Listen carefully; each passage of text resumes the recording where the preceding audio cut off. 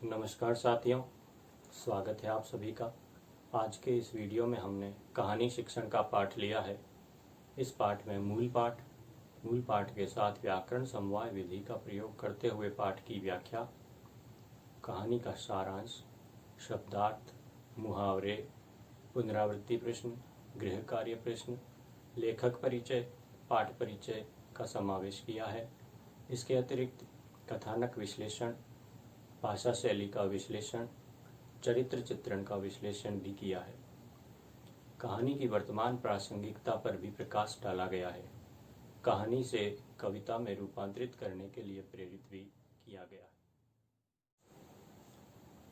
आइए आज हम NCERT की कक्षा 9 के विषय हिंदी की आधार पाठ्यक्रम की पुस्तक क्षितिज के भाग 1 पाठ पहले 2 बैलों की कथा का अध्ययन करेंगे।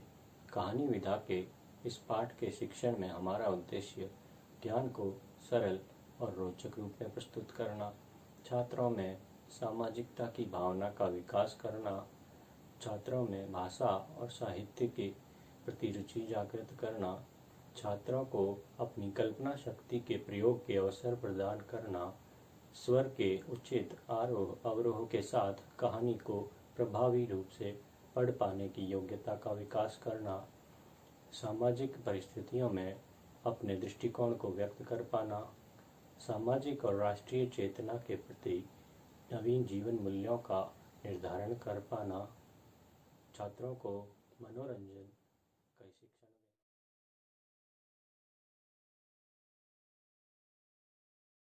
देना। इस पाठ के लेखक मुंशी प्रेमचंद हैं।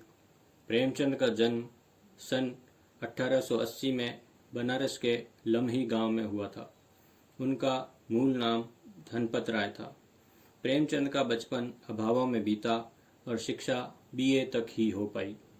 उन्होंने शिक्षा विभाग में नौकरी की, परंतु असहयोग आंदोलन में सक्रिय भाग लेने के लिए सरकारी नौकरी से त्यागपत्र दे दिया और लेखन कार्य के प्रति पूरी तरह समर्पित हो गए।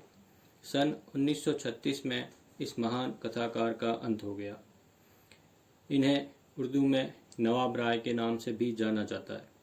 इसके अलावा इनके अन्य नाम हैं उपन्यास सम्राट, कलम का सिपाही, कलम का मजदूर, भारत का मैक्सिम गोर्की। प्रेमचंद की कहानियां मानसरोवर के 8 भागों में संकलित है। उनकी मुख्य कहानियां ईदगाह, पंच परमेश्वर, पूस की रात, ठाकुर का कुआं, नमक का दरोगा आदि विशेष रूप से प्रसिद्ध हैं। सेवा सदन, प्रेमाश्रम, रंगभूमि, कायाकल्प, निर्मला, गबन, कर्मभूमि, गोदान उनके प्रमुख उपन्यास हैं। उन्होंने हंस, जागरण, माधुरी और मर्यादा आदि पत्रिकाओं का भी संपादन किया। किसानों और मजदूरों की दयनीय स्थिति, दलितों का शोषण, समाज में स्त्री की दुर्दशा और स्वाधीनता आंदोलन आदि इनकी रचनाओं के मूल विषय हैं।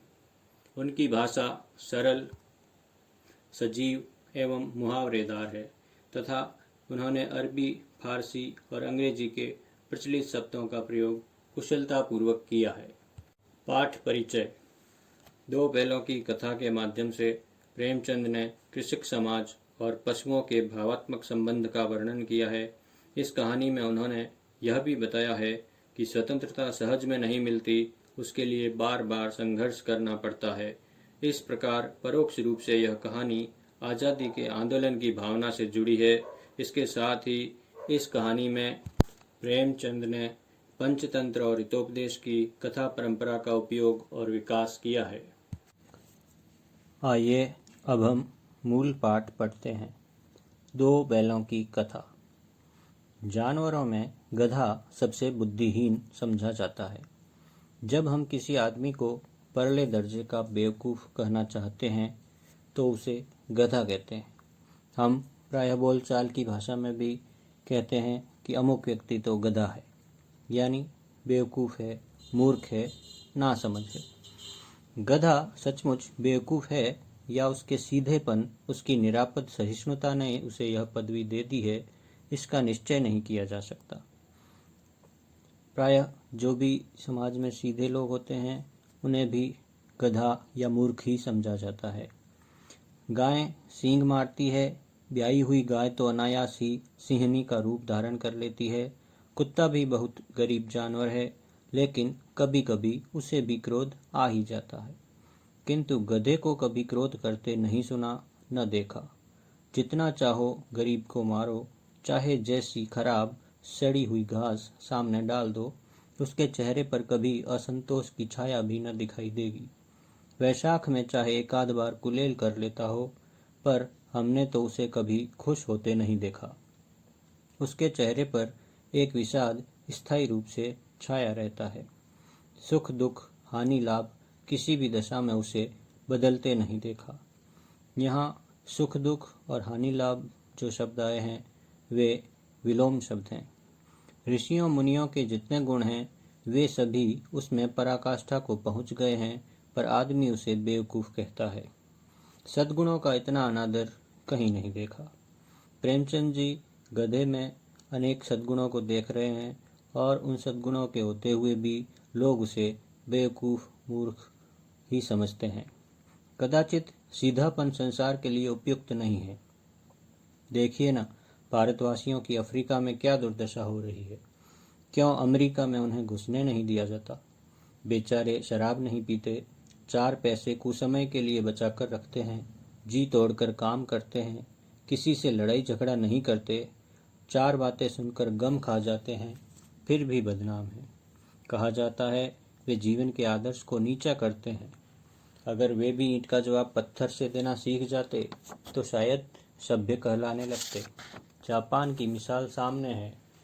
एक ही विजय ने उसे संसार की सभ्य जातियों में गण्य बना दिया। प्रेमचंद जी यह कहना चाहते हैं कि इस संसार में जो भी शक्तिशाली समर्थ हैं और दूसरों पर विजय प्राप्त कर सकते हैं वे ही समझदार समझे जाते हैं। बाकी सब जैसे कि भारत के नागरिक बड़े ही सहनशील सरल स्वभाव के होते हैं, किसी को दुख नहीं देते, किसी पर अधिकार नहीं जमाना चाहते, इस प्रकार के सभी लोग मूर्ख गधे समझे जाते हैं। लेकिन गधे का एक छोटा भाई और भी है, और जो उससे कम ही गधा है, और वह है बैल। जिस अर्थ में हम गधे का प्रयोग करते हैं, कुछ उसी से मिलते जुलते अर्थ में बछिया के ताऊ का भी प्रयोग करते हैं। बछिया के ताऊ एक मुहावरेदार प्रयोग है जिसका अर्थ है बैल। बैल को भी मूर्खता या उजड़पन का प्रतीक माना जाता है। कुछ लोग बैल को शायद बेवकूफ़ों में सर्वश्रेष्ठ कहेंगे, मगर हमारा विचार ऐसा नहीं है। बैल कभी कभी मारता भी है, कभी कभी अड़ियल बैल भी देखने में आता है, और भी कई रीतियों से अपना असंतोष प्रकट कर देता है। अतएव उसका स्थान गधे से नीचा है, यानी मूर्खता में गधा ही प्रथम स्थान पर है। झूरी काछी के दोनों बैलों के नाम थे हीरा और मोती। दोनों पछाई जाति यानी पालतू पशुओं की एक उत्तम नस्ल। पछाई जाति के थे, देखने में सुंदर, काम में चौकस, डील में ऊंचे। बहुत दिनों साथ रहते रहते दोनों में भाईचारा हो गया था। दोनों आमने सामने या आसपास बैठे हुए एक दूसरे से मूक भाषा में विचार विनिमय करते थे। एक दूसरे के मन की बात कैसे समझ जाता था हम नहीं कह सकते। अवश्य ही उनमें कोई ऐसी गुप्त शक्ति थी जिससे जीवों में श्रेष्ठता का दावा करने वाला मनुष्य वंचित है। यानी मनुष्य अपनी कोई भी बात एक दूसरे को कहकर लिखकर किसी प्रकार से अभिव्यक्त करता है, तभी एक मनुष्य दूसरे मनुष्य की बात समझ पाता है, बिना कहे नहीं समझ सकता। लेकिन प्रेमचंद जी कहते हैं कि ईश्वर ने जानवरों को इस प्रकार की गुप्त शक्ति दी है कि वे बिना कहे भी एक दूसरे के मन की बात समझ जाते हैं। दोनों एक दूसरे को चाटकर और सूंघकर अपना प्रेम प्रकट करते। कभी कभी दोनों सींग भी मिला लिया करते थे, विग्रह के नाते से नहीं। विग्रह यानी लड़ाई या अलगाव, केवल विनोद के भाव से, आत्मीयता के भाव से। जैसे दोस्तों में घनिष्ठता होते ही धौल धप्पा होने लगता है। धौल धप्पा यानी उछल कूद मस्ती। इसके बिना दोस्ती कुछ फुसफुसी यानी बुझी बुझी सी, कुछ हल्की सी रहती है, जिस पर ज़्यादा विश्वास नहीं किया जा सकता। प्रेमचंद जी कहते हैं कि दोस्ती वही विश्वास योग्य है जिसमें केवल आत्मीयता ही न हो, बल्कि थोड़ी हंसी मजाक, थोड़ा चिढ़ाना, थोड़ी मस्ती, थोड़ी नोक-झोंक भी होती रहे। जिस वक्त ये दोनों बैल हल या गाड़ी में जोत दिए जाते और गर्दन हिला हिला कर चलते, उस वक्त हर एक की यही चेष्टा होती थी कि ज़्यादा से ज़्यादा बोझ मेरी ही गर्दन पर रहे। दिन भर के बाद दोपहर या संध्या को दोनों खुलते तो एक दूसरे को चाट चूट कर अपनी थकान मिटा लिया करते। नांद यानी पशुओं के चारा डालने का स्थान। नांद में खली भूसा पड़ जाने के बाद दोनों साथ उठते, साथ नांद में मुंह डालते और साथ ही बैठते थे। एक मुंह हटा लेता तो दूसरा भी हटा लेता था, यानी दोनों की गतिविधियां लगभग एक सी रहा करती थी। संयोग की बात, झूरी ने एक बार गोई को ससुराल भेज दिया। गोई यानी बैलों की जोड़ी। बैलों को क्या मालूम वे क्यों भेजे जा रहे हैं। समझे मालिक ने हमें बेच दिया, या अपना यह बेचा जाना उन्हें अच्छा न लगा। अच्छा लगा या बुरा कौन जाने, पर जूरी के साले गया को घर तक गोई ले जाने में दांतों पसीना आ गया।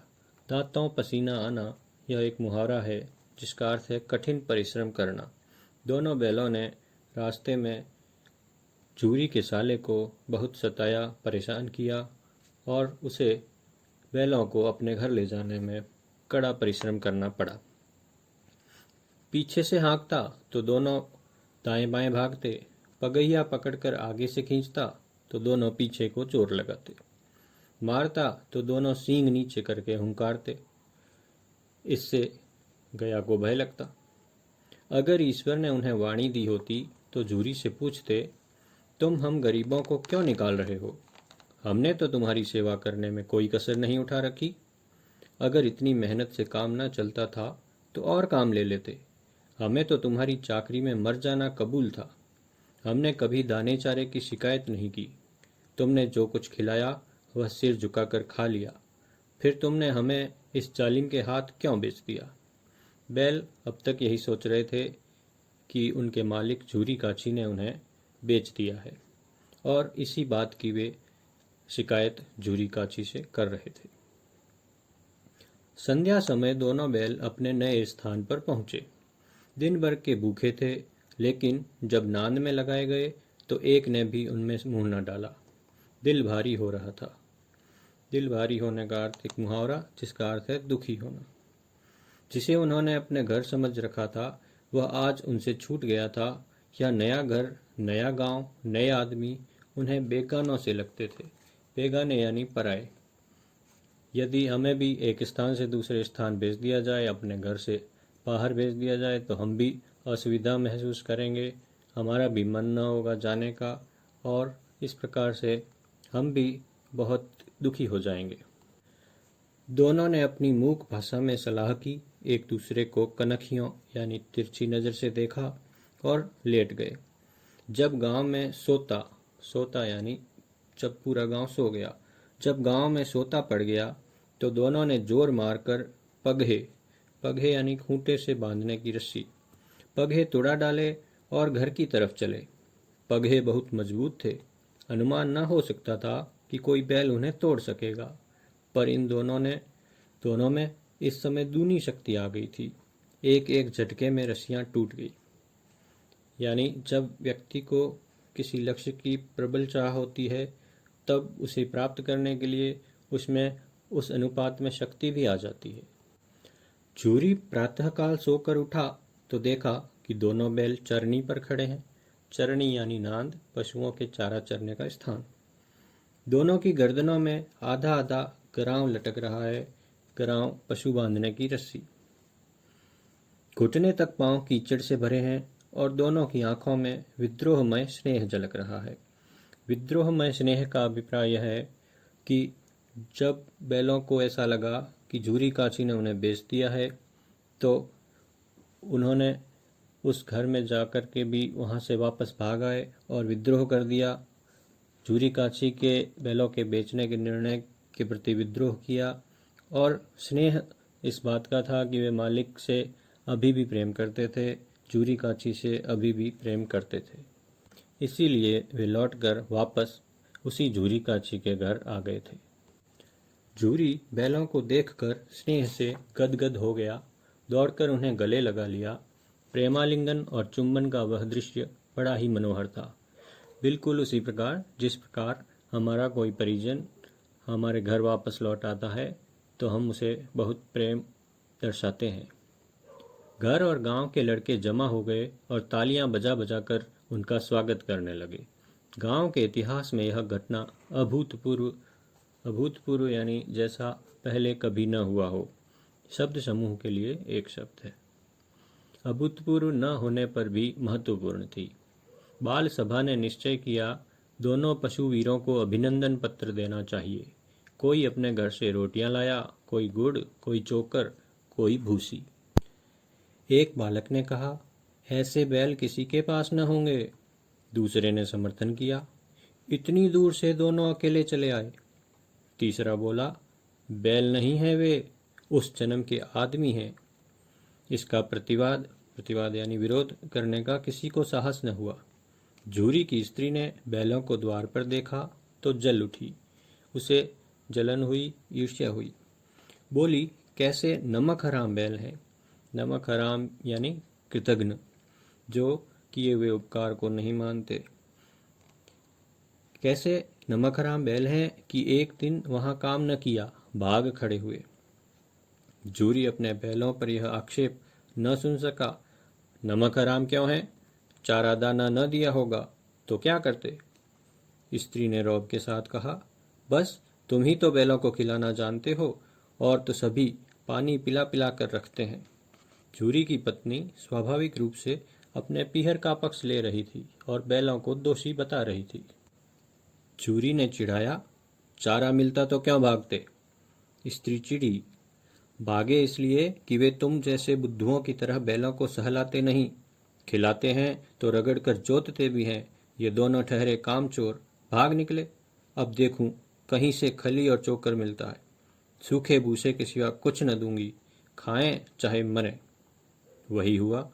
मजूर को कड़ी ताकीद यानी चेतावनी ताकीद कर दी गई कि बैलों को खाली भूसा, सूखा भूसा दिया जाए। बैलों ने नांद में मुंह डाला तो फीका फीका, न कोई चिकनाहट न कोई रस। क्या खाएं? आशा भरी आंखों से द्वार की ओर ताकने लगे। झूरी ने मजूर से कहा, थोड़ी सी खली क्यों नहीं डाल देता बे? मालकिन मुझे ही मार डालेगी। चुरा कर डाला। न दादा, पीछे से तुम भी उन्हीं की सी कहोगे। मजूर को यह संदेह था कि अभी तो मैं चारा डाल दूंगा, लेकिन बाद में मालिक भी अपनी पत्नी के साथ हो जाएंगे और बैलों को चारा डालने का सारा दोष मेरे ऊपर आएगा और मैं ही दोषी समझा जाऊंगा। दूसरे दिन झूरी का साला फिर आया और बैलों को ले चला। अब की उसने दोनों को गाड़ी में जोता। 2-4 बार मोती ने गाड़ी को सड़क की खाई में गिराना चाहा, पर हीरा ने संभाल लिया। वह ज्यादा सहनशील था। हम देखते हैं कि हीरा और मोती दोनों बैल मित्र थे, लेकिन दोनों के स्वभाव बिल्कुल अलग अलग थे। ये हम पूरे पाठ में आगे भी जानेंगे। संध्या समय घर पहुंचकर उसने दोनों को मोटी रस्सियों से बांधा और कल की शरारत का मजा चखाया। फिर वही सूखा भूसा डाल दिया। अपने दोनों बैलों को खली, चूनी सब कुछ दी। दोनों बैलों का ऐसा अपमान कभी न हुआ था। झूरी उन्हें फूल की छड़ी से भी न छूता था। फूल की छड़ी से भी न छूना अर्थात बिना मारपीट बड़े प्रेम से रखना। उसकी टिटकार पर दोनों उड़ने लगते थे। टिटकार एक ध्वन्यार्थक शब्द है। यहाँ मार पड़ी, आहत सम्मान की व्यथा तो थी ही, उस पर मिला सूखा भूसा। दोनों का सम्मान आहत हुआ था। उन्हें प्रेम नहीं मिलता था, सम्मान नहीं मिलता था, सूखा भूसा खाने के लिए मिलता था। नांद की तरफ आंखें तक न उठाई। दूसरे दिन गया ने बैलों को हल में जोता, पर इन दोनों ने जैसे पाँव न उठाने की कसम खा ली थी। वह मारते मारते थक गया, पर दोनों ने पाँव न उठाया। एक बार जब उस निर्दयी ने हीरा की नाक पर खूब डंडे जमाए, तो मोती का गुस्सा काबू के बाहर हो गया। हल लेकर भागा। हल, रस्सी, जुआ, जोत सब टूट टाट कर बराबर हो गया। गले में बड़ी बड़ी रस्सियां न होती तो दोनों पकड़ाई में न आते। हीरा ने मूक भाषा में कहा, भागना व्यर्थ है। मोती ने उत्तर दिया, तुम्हारी तो इसने जान ही ले ली थी। हीरा ने कहा, अब की बड़ी मार पड़ेगी। मोती ने कहा, पढ़ने दो, बैल का जन्म लिया है तो मार से कहाँ तक बचेंगे। हीरा ने कहा, गया 2 आदमियों के साथ दौड़ा आ रहा है, दोनों के हाथों में लाठियां हैं। मोती बोला, कहो तो दिखा दूं, कुछ मजा मैं भी, लाठी लेकर आ रहा है। हीरा ने समझाया, नहीं भाई, खड़े हो जाओ। मोती ने कहा, मुझे मारेगा तो मैं भी एक दो को गिरा दूंगा। हीरा ने कहा, नहीं, हमारी जाति का यह धर्म नहीं है। मोती दिल में ऐंठ कर रह गया। उसके मन की इच्छा मन में ही रह गई। गया आ पहुंचा और दोनों को पकड़ कर ले चला।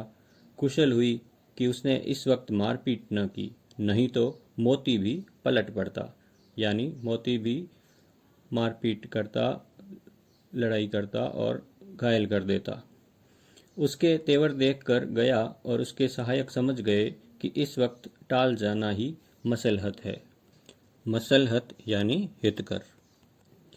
आज दोनों के सामने फिर वही सूखा भूसा लाया गया। दोनों चुपचाप खड़े रहे। घर के लोग भोजन करने लगे। उस वक्त छोटी सी लड़की 2 रोटियां लिए निकली और दोनों के मुंह में देकर चली गई। उस एक रोटी से इनकी भूख तो क्या शांत होती, पर दोनों के हृदय को मानो भोजन मिल गया। यहाँ भी किसी सज्जन का वास है। लड़की भैरों की थी। उसकी माँ मर चुकी थी। सौतेली माँ उसे मारती रहती थी, इसलिए इन दोनों बैलों से उसे एक प्रकार की आत्मीयता हो गई थी। बैलों को गया प्रताड़ित करता था और उस लड़की को उसकी सौतेली माँ। इस प्रकार वे दोनों समान रूप से प्रताड़ित थे। बालिका के मन में पशुओं के प्रति दया का भाव आया और उनके बीच यहाँ पर मनुष्य और पशुओं के मध्य का आत्मीय संबंध दर्शाया गया है। दोनों दिन भर जोते जाते, ठंडे खाते, अड़ते। शाम को थान पर बांध दिए जाते और रात को वही बालिका उन्हें 2 रोटियां खिला जाती। प्रेम के इस प्रसाद की यह बरकत थी कि 2-2 गाल सूखा भूसा खाकर भी दोनों दुर्बल न होते थे, मगर दोनों की आंखों में, रोम रोम में विद्रोह भरा हुआ था। बरकत यानी वृद्धि और रोम रोम में विद्रोह भरा हुआ था गया के प्रति। एक दिन मोती ने मूक भाषा में कहा, अब तो नहीं सहा जाता हीरा। हीरा ने कहा, क्या करना चाहते हो? मोती बोला, एक आध को सींगों पर उठाकर फेंक दूंगा। हीरा, लेकिन जानते हो, वह प्यारी लड़की जो हमें रोटियां खिलाती है, उसी की लड़की है जो इस घर का मालिक है। यह बेचारी अनाथ न हो जाएगी? अनाथ शब्द समूह के लिए एक शब्द है जिसका अर्थ है जिसके माता पिता न हो। मोती ने कहा, तो मालकिन को न फेंक दूं? वही तो इस लड़की को मारती है। हीरा बोला, लेकिन औरत जात पर सींग चलाना मना है, यह भूले जाते हो। मोती, तुम तो किसी तरह निकलने ही नहीं देते, बताओ, तुड़ाकर भाग चलें? हीरा ने कहा, हाँ, यह मैं स्वीकार करता हूँ, लेकिन इतनी मोटी रस्सी टूटेगी कैसे? मोती बोलता है, इसका एक उपाय है, पहले रस्सी को थोड़ा सा चबा लो, फिर एक झटके में जाती है। रात को जब बालिका रोटियां खिलाकर चली गई, दोनों रस्सियां चबाने लगे, पर मोटी रस्सी मुंह में न आती थी। बेचारे बार बार जोर लगाकर रह जाते थे। सहसा घर का द्वार खुला और वही लड़की निकली। दोनों सिर झुकाकर उसका हाथ चाटने लगे। दोनों की पूंछें खड़ी हो गई। उसने उनके माथे सहलाए और बोली, खोले देती हूँ, चुपके से भाग जाओ, नहीं तो यहाँ लोग मार डालेंगे। आज घर में सलाह हो रही है कि इनकी नाकों में नाथ डाल दी जाए। नाक में नाथ डालना एक मुहावरा है जिसका अर्थ है पूरी तरह से अपने नियंत्रण में लेना, अपने अधीन करना। उसने गराह खोल दिया, पर दोनों चुपचाप खड़े रहे। रस्सी खोलने के बाद भी वे दोनों खड़े रहे। मोती ने अपनी भाषा में पूछा, अब चलते क्यों नहीं? हीरा ने कहा, चलें तो, लेकिन कल इस अनाथ पर आफत आएगी, सब इसी पर संदेह करेंगे। सहसा बालिका चिल्लाई, दोनों फूफा वाले बैल भागे जा रहे हैं। ओ दादा, दादा, दोनों बैल भागे जा रहे हैं, जल्दी दौड़ो। गया हड़बड़ाकर भीतर से निकला और बैलों को पकड़ने चला। वे दोनों भागे। गया ने पीछा किया और भी तेज हुए। गया ने शोर मचाया, फिर गांव के कुछ आदमियों को भी साथ लेने के लिए लौटा। दोनों मित्रों को भागने का मौका मिल गया। सीधे दौड़ते चले गए, यहाँ तक कि मार्ग का ज्ञान न रहा। जिस परिचित मार्ग से आए थे उसका यहाँ पता न था। नए नए गांव मिलने लगे। तब दोनों एक खेत के किनारे खड़े होकर सोचने लगे, अब क्या करना चाहिए। हीरा ने कहा, मालूम होता है राह भूल गए। मोती ने बोला, तुम तो बेतहाशा भागे, वहीं उसे मार गिराना था। हीरा ने कहा, उसे मार गिराते तो दुनिया क्या कहती, वह अपना धर्म छोड़ दे, लेकिन हम अपना धर्म क्यों छोड़ें। स्पष्ट है, हीरा धर्म और नीति का पालन करने वाला बैल था। दोनों भूख से व्याकुल हो रहे थे। खेत में मटर खड़ी थी, चरने लगे। रह रह कर आहट ले लेते थे, कोई आता तो नहीं है। जब पेट भर गया, दोनों ने आज़ादी का अनुभव किया तो मस्त होकर उछलने कूदने लगे। पहले दोनों ने डकार ली, फिर सींग मिलाए और एक दूसरे को ठेलने लगे। मोती ने हीरा को कई कदम पीछे हटा दिया, यहाँ तक कि वह खाई में गिर गया। तब उसे भी क्रोध आया, संभल कर उठा और फिर मोती से मिल गया। मोती ने देखा खेल में झगड़ा हुआ चाहता है तो किनारे हट गया। इस प्रकार स्वतंत्रता पाते ही उनकी खेल कूद फिर से शुरू हो गई। अरे यह क्या, कोई सांड डौंकता चला आ रहा है। हाँ, सांड ही है। वह सामने आ पहुंचा। दोनों मित्र बगलें झांक रहे हैं। बगलें झांकना एक मुहावरा है जिसका अर्थ है सामने आई परिस्थिति का कोई उपाय न सूझना। सांड पूरा हाथी है। सांड पूरा हाथी है, इस वाक्य में अलंकार का प्रयोग किया गया है, यानी सांड को हाथी के समान बताया गया है। जिस प्रकार हाथी मोटा, तगड़ा, बलवान होता है, उसी प्रकार यह सांड भी हाथी के समान मोटा, तगड़ा और बलवान है। गुणों के आधार पर समानता स्थापित करने पर उपमा अलंकार होता है, इसलिए इस वाक्य में उपमा अलंकार है। सांड पूरा हाथी है, इससे भिड़ना जान से हाथ धोना है, लेकिन न भिड़ने पर भी जान बचती नहीं नजर आती। इन्हीं की तरफ आ भी रहा है, कितनी भयंकर सूरत है। मोती ने मूक भाषा में कहा, बुरे फंसे, जान बचेगी, कोई उपाय सोचो। हीरा ने चिंतित स्वर में कहा, अपने घमंड में भूला हुआ है, आरजू विनती न सुनेगा। मोती ने कहा, भाग क्यों न चलें। हीरा ने कहा, भागना कायरता है। मोती ने कहा, तो फिर यहीं मरो, बंदा तो 9-2-11 होता है। 9-2-11 होना एक मुहावरा है जिसका अर्थ है भाग जाना। हीरा ने कहा, और जो दौड़ाए। मोती ने कहा, तो फिर कोई उपाय सोचो जल्द। हीरा ने कहा, उपाय यही है कि उस पर दोनों जने एक साथ चोट करें। मैं आगे से रगे देता हूँ, तुम पीछे से रगे दो, दोहरी मार पड़ेगी तो भाग खड़ा होगा। मेरी ओर झपटे, तुम बगल से उसके पेट में सींग घुसेड़ देना। जान जोखिम है पर दूसरा उपाय नहीं है। दोनों मित्र जान हथेली पर लेकर लपके। जान हथेली पर लेना एक मुहावरा है जिसका अर्थ है मृत्यु की परवाह न करना। सांड को भी संगठित शत्रुओं से लड़ने का तजर्बा न था। वह तो एक शत्रु से मल्ल युद्ध करने का आदी था।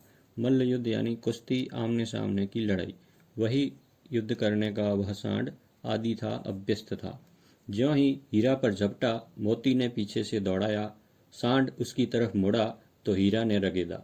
सांड चाहता था कि एक एक करके दोनों को गिरा ले, पर ये दोनों भी उस्ताद थे, उसे अवसर न देते थे। एक बार सांड झल्लाकर हीरा का अंत कर देने के लिए चला कि मोती ने बगल से आकर पेट में सींग भोंक दिया। सांड क्रोध में आकर पीछे फिरा तो हीरा ने दूसरे पहलू में सींग चुभा दिया। पहलू यानी बगल, दूसरी तरफ। आखिर बेचारा जख्मी होकर भागा और दोनों मित्रों ने दूर तक उसका पीछा किया, यहाँ तक कि सांड बेदम होकर गिर पड़ा। तब दोनों ने उसे छोड़ दिया। दोनों मित्र विजय के नशे में झूमते चले जाते थे। मोती ने अपनी सांकेतिक भाषा में कहा, मेरा जी तो चाहता था कि बच्चा को मार ही डालूं। हीरा ने तिरस्कार किया, गिरे हुए बैरी पर सींग न चलाना चाहिए। मोती ने कहा, यह सब ढोंग है, बैरी को ऐसा मारना चाहिए कि फिर न उठे। हीरा ने कहा, अब घर कैसे पहुंचेंगे वह सोचो। मोती ने कहा, पहले कुछ खा लें तो सोचें। सामने मटर का खेत था ही, मोती उसमें घुस गया। हीरा मना करता रहा पर उसने एक न सुनी। अभी 2 ही 4 ग्रास खाए थे, ग्रास यानी कौर निवाला। अभी 2 ही 4 ग्रास खाए थे कि 2 आदमी लाठियां लिए दौड़ पड़े और दोनों मित्रों को घेर लिया। हीरा तो मेड़ पर था, निकल गया। मोती सींचे हुए खेत में था, उसके खुर कीचड़ में धंसने लगे, न भाग सका, पकड़ लिया। हीरा ने देखा संगी संकट में है तो लौट पड़ा, फंसेंगे तो दोनों फंसेंगे। रखवालों ने उसे भी पकड़ लिया। प्रातःकाल दोनों मित्र कौंजी हौज में बंद कर दिए गए। हमने देखा कि हीरा भागने के लिए स्वतंत्र था, लेकिन वह भी अपने मित्र को संकट में देखकर स्वयं भी बंदी बनने के लिए आ गया। कौंजी हाउस वह स्थान है जहाँ पर मवेशियों को, लावारिस या चौपाई मवेशियों को कुछ दंड लेकर छोड़े या नीलाम करने के लिए रखा जाता है। दोनों मित्रों को जीवन में पहली बार ऐसा साबिका पड़ा, साबिका यानी वास्ता, कि सारा दिन बीत गया और खाने को एक तिनका भी न मिला। समझ ही में न आता था यह कैसा स्वामी है, इससे तो गया फिर भी अच्छा था। यहाँ कई भैंसें थी, कई बकरियाँ, कई घोड़े, कई गधे, पर किसी के सामने चारा न था। चारा यानी उपाय न था, न खाने का चारा, न वहाँ से निकलने का कोई उपाय। सब जमीन पर मुर्दों की तरह पड़े थे। कई तो इतने कमजोर हो गए थे कि खड़े भी न हो सकते थे। सारा दिन दोनों मित्र फाटक की ओर टकटकी लगाए ताकते रहे, पर कोई चारा लेकर आता न दिखाई दिया। तब दोनों ने दीवार की नमकीन मिट्टी चाटनी शुरू की, पर इससे क्या तृप्ति होती। इससे हमें यह पता चलता है कि कौंजी हाउस में पशुओं की कैसी दुर्दशा थी। उन्हें खाने के लिए चारा भी नहीं दिया जाता था। रात को भी जब कुछ भोजन न मिला तो हीरा के दिल में विद्रोह की ज्वाला दहक उठी। मोती से बोला, अब तो नहीं रहा जाता मोती। मोती ने सिर लटकाए हुए जवाब दिया, मुझे तो मालूम होता है प्राण निकल रहे हैं। प्राण निकल रहे हैं यानी मरने जैसी स्थिति। हीरा ने कहा, इतनी जल्दी हिम्मत न हारो भाई, यहाँ से भागने का कोई उपाय निकालना चाहिए। आओ दीवार तोड़ डालें। मोती ने कहा, मुझसे तो अब कुछ नहीं होगा। हीरा बोला, बस इसी बूते पर अकड़ते थे। हीरा ने कहा, सारी अकड़ निकल गई। बाड़े की दीवार कच्ची थी। हीरा मजबूत तो था ही, अपने नुकीले सींग दीवार में गड़ा दिए और जोर मारा तो मिट्टी का एक चिप्पड़ निकल आया। फिर तो उसका साहस बढ़ा। उसने दौड़ दौड़ कर दीवार पर चोटें की और हर चोट में थोड़ी थोड़ी मिट्टी गिराने लगा। उसी समय कांजी हाउस का चौकीदार लालटेन लेकर जानवरों की हाजिरी लेने आ गया। हीरा का उज्जड़पन यानी उद्दंडता, निरंकुशता, असभ्यता, गंवार जैसी हरकतें। हीरा का उज्जड़पन देखकर उसने उसे कई डंडे रसीद किए और मोटी सी रस्सी से बांध दिया। मोती ने पड़े पड़े कहा, आखिर मार खाई, क्या मिला? हीरा ने कहा, अपने बूते भर जोर तो मार दिया। मोती ने कहा, ऐसा जोर मारना किस काम का कि और बंधन में पड़ गए। हीरा ने कहा, जोर तो मारता ही जाऊंगा, चाहे कितने ही बंधन पड़ते जाएं। मोती ने कहा, जान से हाथ धोना पड़ेगा। हीरा ने कहा, कुछ परवाह नहीं, यों भी तो मरना ही है। सोचो, दीवार खुद जाती तो कितनी जानें बच जाती। इतने भाई यहाँ बंद हैं, किसी की देह में जान नहीं है। 2-4 दिन और यही हाल रहा तो सब मर जाएंगे। मोती ने कहा, हाँ यह बात तो है। अच्छा तो ला, फिर मैं भी जोर लगाता हूँ। मोती ने भी दीवार में उसी जगह सींग मारा। थोड़ी सी मिट्टी गिरी और फिर हिम्मत बढ़ी। फिर तो दीवार में सींग लगाकर इस तरह जोर करने लगा मानो किसी प्रतिद्वंदी से लड़ रहा है। आखिर कोई 2 घंटे की जोर आजमाई के बाद दीवार ऊपर से लगभग एक हाथ गिर गई। उसने दूनी शक्ति से दूसरा धक्का मारा तो आधी दीवार गिर पड़ी। दीवार का गिरना था कि अधमरे से पड़े हुए सभी जानवर चेत उठे। तीनों घोड़ियां सरपट भाग निकली, फिर बकरियां निकली, इसके बाद भैंसें भी खिसक गई, पर गधे अभी तक ज्यों के त्यों खड़े थे।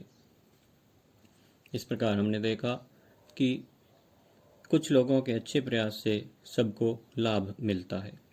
हीरा ने पूछा, तुम दोनों क्यों नहीं भाग जाते? एक गधे ने कहा, जो कहीं फिर पकड़ लिए जाएं? तो क्या हरज है, अभी तो भागने का अवसर है। हमें तो डर लगता है, हम यहीं पड़े रहेंगे। गधे की महिमा का वर्णन तो पहले ही किया जा चुका है। ये गधे हैं, सचमुच के गधे, पहले नंबर वाले। भागने का अवसर था, फिर भी नहीं भाग रहे थे, अपना नाम सार्थक कर रहे थे। आधी रात से ऊपर जा चुकी थी। दोनों गधे अभी तक खड़े सोच रहे थे कि भागें या न भागें, और मोती अपने मित्र की रस्सी तोड़ने में लगा हुआ था। जब वह हार गया तो हीरा ने कहा, तुम जाओ, मुझे यहीं पड़ा रहने दो, शायद कहीं भेंट हो जाए। मोती ने आंखों में आंसू लाकर कहा, तुम मुझे इतना स्वार्थी समझते हो हीरा? हम और तुम इतने दिनों एक साथ रहे हैं, आज तुम विपत्ति में पड़ गए तो मैं तुम्हें छोड़कर अलग हो जाऊं? हीरा ने कहा, बहुत मार पड़ेगी, लोग समझ जाएंगे यह तुम्हारी शरारत है। मोती गर्व से बोला, जिस अपराध के लिए तुम्हारे गले में बंधन पड़ा, अर्थात मट्टर के खेत वाली घटना, जब मोती पकड़ा गया तो हीरा भी उसके साथ जानबूझकर आकर पकड़ा गया। जिस अपराध के लिए तुम्हारे गले में बंधन पड़ा, उसके लिए अगर मुझ पर मार पड़े तो क्या चिंता, यानी मैं भी तुम्हारा साथ नहीं छोड़ूंगा। इतना तो हो ही गया कि 9-10 प्राणियों की जान बच गई, वे सब तो आशीर्वाद देंगे। यह कहते हुए मोती ने दोनों गधों को सींगों से मार मार कर बाड़े के बाहर निकाला और तब अपने बंधुक के पास आकर सो रहा। भोर होते ही मुंशी और चौकीदार तथा अन्य कर्मचारियों में कैसी खलबली मची, इसके लिखने की जरूरत नहीं। बस इतना ही काफी है कि मोती की खूब मरम्मत हुई और उसे भी मोटी रस्सी से बांध दिया गया। एक सप्ताह तक दोनों मित्र वहां बंधे पड़े रहे। किसी ने चारे का एक तृण भी न डाला। हाँ, एक बार पानी दिखा दिया जाता था, यही उनका आधार था। दोनों इतने दुर्बल हो गए थे कि उठा तक न जाता था। ठठरियां निकल आई थी। ठठरियां यानी पसलियां, शरीर की हड्डियां दिखने लगी थी। एक दिन बाड़े के सामने डुग्गी डुग्गी यानी डुगडुगी, जिसको बजाकर किसी सावधानी चेतना सूचना दी जाती है। एक दिन बाड़े के सामने डुग्गी बजने लगी और दोपहर होते होते वहां 50-60 आदमी जमा हो गए। तब दोनों मित्र निकाले गए और उनकी देखभाल होने लगी। लोग आकर उनकी सूरत देखते और मन फीका करके चले जाते, यानी निराश होकर चले जाते। ऐसे मृतक बैलों को कौन खरीदार होता, क्योंकि सप्ताह भर तक बिना चारे के वे दुर्बल हो गए थे। सहसा एक दड़ियल आदमी, जिसकी आंखें लाल थी और मुद्रा अत्यंत कठोर,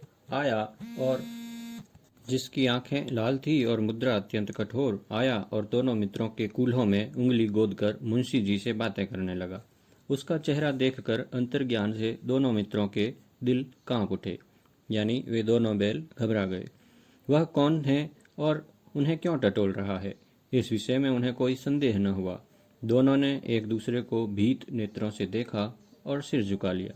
दोनों भीत यानी डर गए थे। हीरा ने कहा, गया के घर से नाहक भागे, नाहक यानी व्यर्थ में, अब जान न बचेगी। मोती ने अश्रद्धा के भाव से उत्तर दिया, कहते हैं भगवान सबके ऊपर दया करते हैं, उन्हें हमारे ऊपर क्यों दया नहीं आती? हीरा ने कहा, भगवान के लिए हमारा मरना जीना दोनों बराबर है। चलो, अच्छा ही है, कुछ दिन उसके पास तो रहेंगे। एक बार भगवान ने उस लड़की के रूप में हमें बचाया था, क्या अब न बचाएंगे? मोती ने कहा, यह आदमी छुरी चलाएगा, देख लेना। हीरा ने कहा, तो क्या चिंता है, मांस, खाल, सींग, हड्डी सब किसी न किसी काम आ जाएंगे। नीलाम हो जाने के बाद दोनों मित्र उस दड़ियल के साथ चले। दोनों की बोटी बोटी कांप रही थी। बेचारे पांव तक न उठा सकते थे, पर भय के मारे गिरते पड़ते भागे जाते थे। क्योंकि वह जरा भी चाल धीमी हो जाने पर जोर से डंडा जमा देता था। राह में गाय बैलों का एक रेवड़ हरे हरे हार में चरता नजर आया। सभी जानवर प्रसन्न थे, चिकने चपल। कोई उछलता था, कोई आनंद से बैठा पागुर करता था। कितना सुखी जीवन था इनका, पर कितने स्वार्थी हैं सब। किसी को चिंता नहीं कि उनके दो भाई बधिक बधिक यानी शिकारी के हाथ में पड़े कैसे दुखी हैं। यहाँ जो आज़ाद हैं उन्हें दूसरों की चिंता नहीं है, ऐसा प्रकट किया गया है। यानी बैलों को ईर्ष्या हो रही थी कि वे परतंत्र हैं और दूसरे जानवर स्वतंत्र हैं।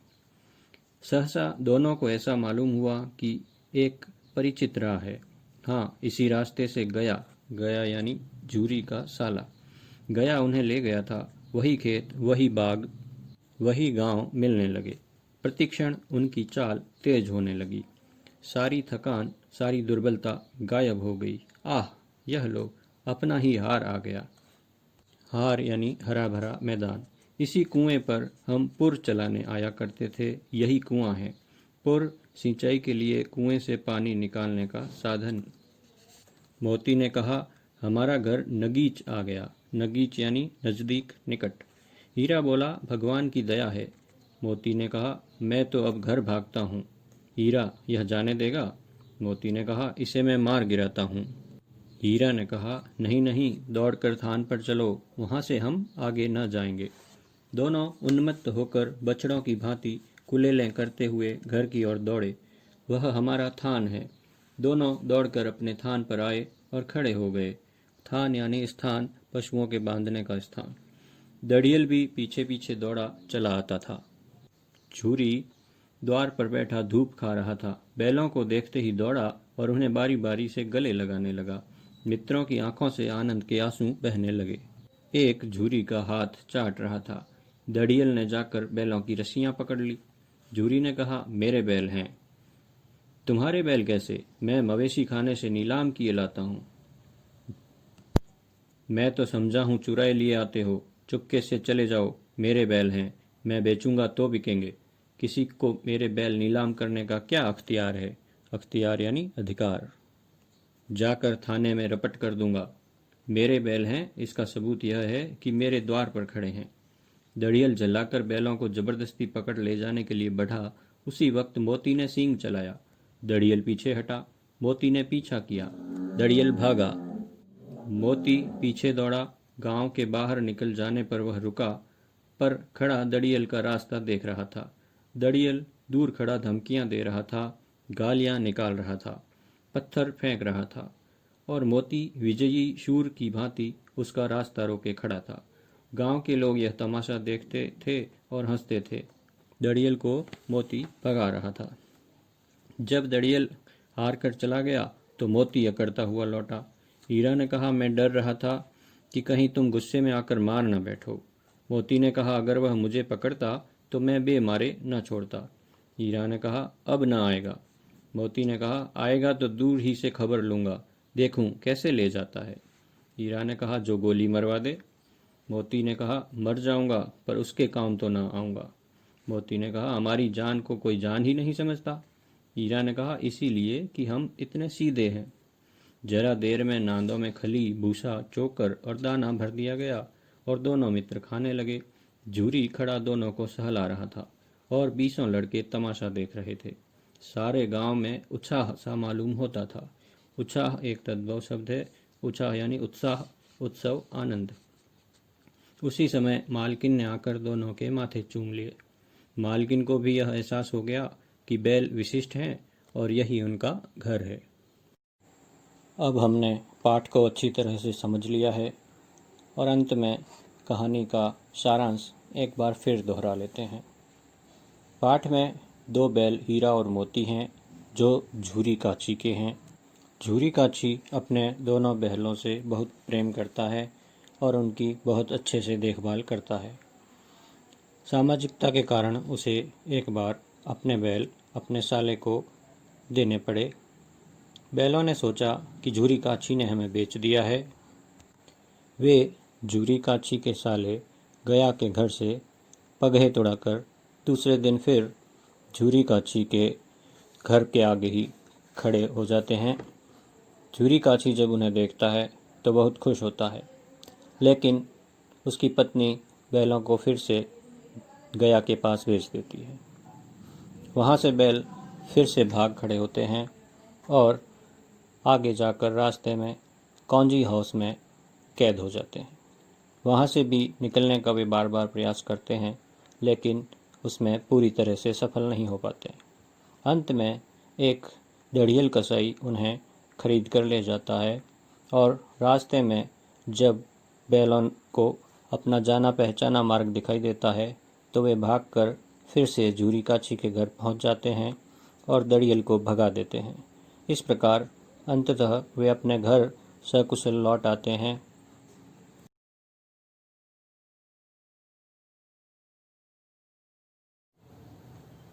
अब हम कथानक का विश्लेषण करते हैं।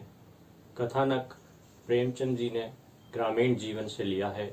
ग्रामीण जीवन का एक किसान और उसके दो बैलों की घटना को कहानी के केंद्र में रखकर उन्होंने इसे बहुत सुंदरता से राष्ट्रीय परिप्रेक्ष्य से जोड़ दिया है, जो कि भारत की आज़ादी से संबंध रखता है। कथानक विश्लेषण के पश्चात हम पात्र विश्लेषण करते हैं। पात्र इस कहानी में अनेक हैं।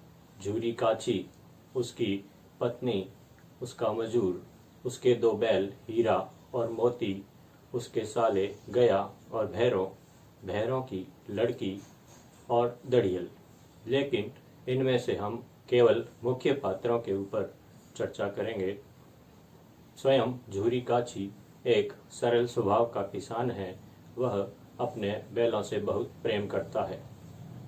झूरी काछी की पत्नी जरा कठोर स्वभाव की है। वह अपने पीहर का स्वाभाविक रूप से पक्ष लेती नजर आती है।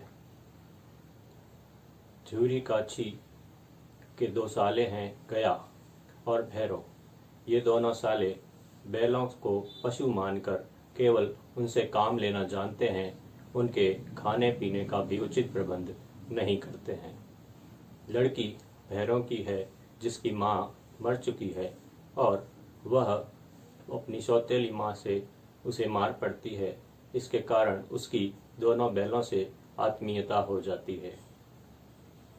हीरा झूरी काछी का बैल है, जो धर्मनिष्ठ है, नीति का पालन करने वाला है और धार्मिक प्रवृत्ति का है। मोती जरा क्रोधी स्वभाव का है। वह जैसे को तैसा में विश्वास रखने वाला है। इस प्रकार हमने यह पात्र विश्लेषण किया। आइए भाषा शैली विश्लेषण करते हैं।